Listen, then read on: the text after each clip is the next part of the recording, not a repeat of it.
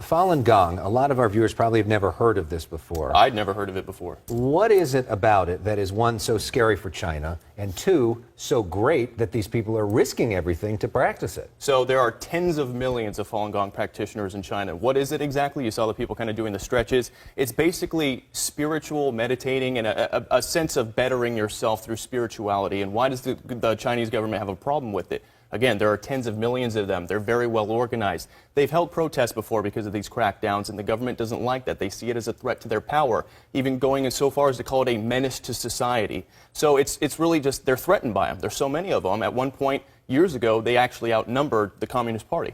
There was from different kind in society. There was many policemen and military. It was just fundamental part of society at that time, and everybody knew somebody who practiced. Falun Gong is a traditional practice of self-cultivation, a practice of slow-moving exercises, meditation, and studying of the principles of truthfulness, compassion, and tolerance, and trying to adopt those into your life. While morning exercises had always been popular in China, Falun Gong brought more than just health benefits. For thousands of years, the Chinese people have believed in Buddhas and Taos and becoming an immortal. Falun Gong really dared to talk about these things, and immediately people took it to heart. Oh, the true ancient good things of China have come back.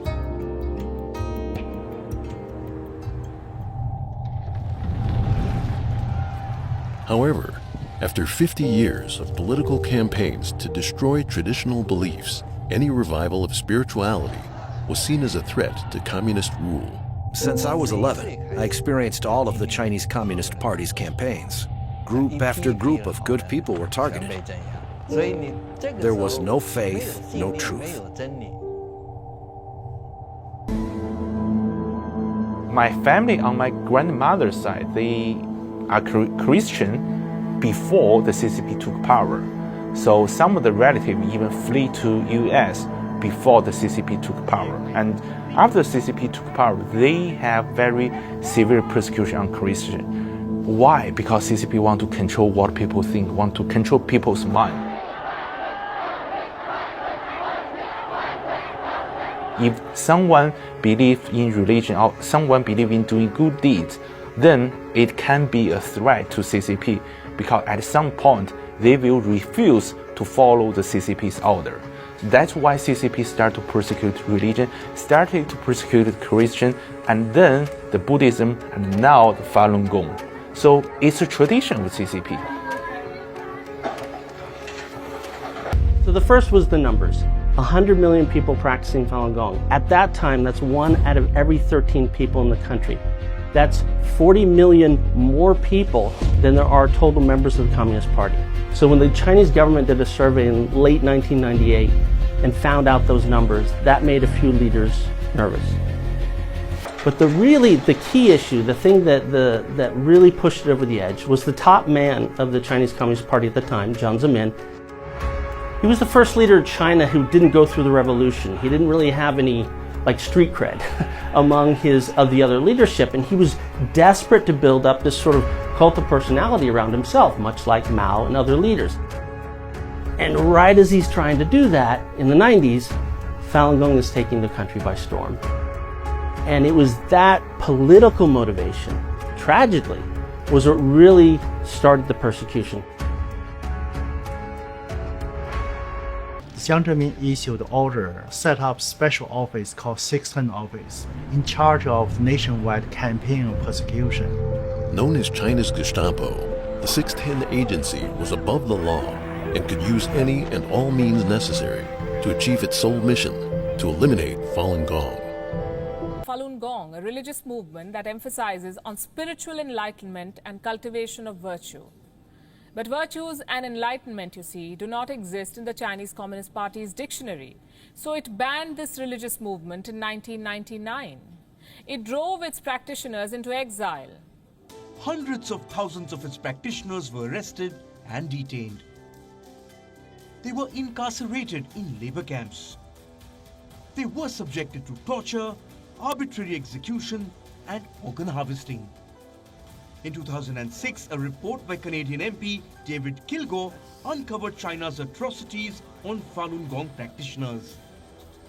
The report revealed a significant increase in China's annual organ transplant since 1999, the year when China began the crackdown.